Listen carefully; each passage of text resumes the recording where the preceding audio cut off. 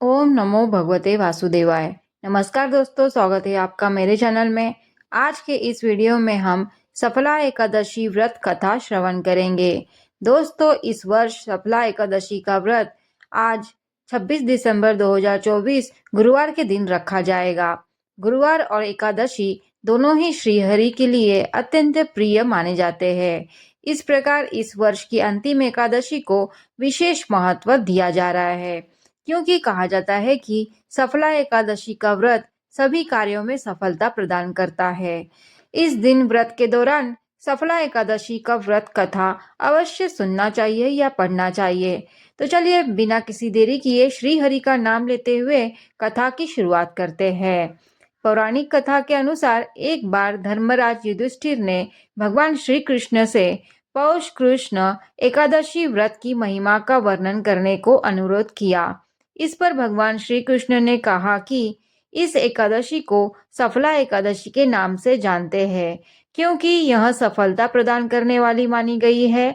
विष्णु कृपा से यह व्रत रखने वाले व्यक्ति के पाप मिटते हैं और उसे मोक्ष की प्राप्ति होती है। इसकी कथा कुछ इस प्रकार से है।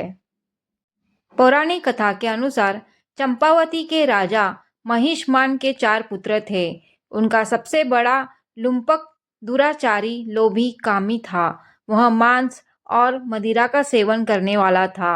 वह संत जनों, देवी देवता आदि का अपमान करता रहता था।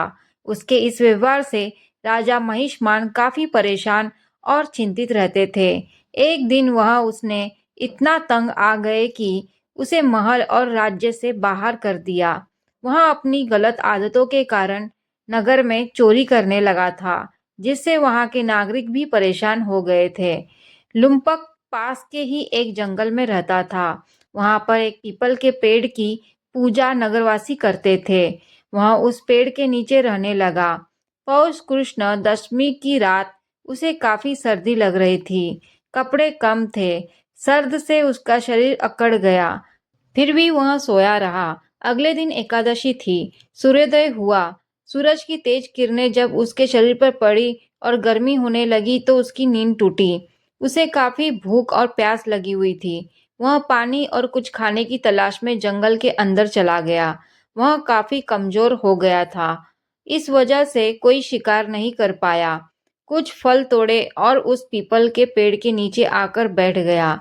सूर्यास्त के बाद अंधेरा हो गया था। उसने फल को एक और रख दिया और कहा कि हे प्रभु, यह फल आपको ही अर्पित है। आप स्वयं ही इसे खाओ। उस रात वह सो नहीं पाया और जागता रहा।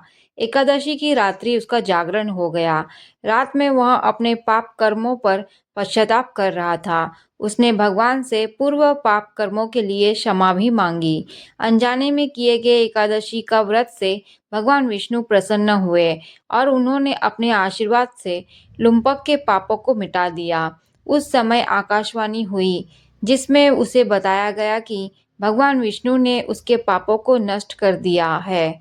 तुम अपने पिता के पास राजमहल में जाओ और कामकाज में उनकी मदद करो। राजा की गद्दी संभालो। यह सुनकर लुम्पक ने भगवान विष्णु के नाम का जयकारा लगाया।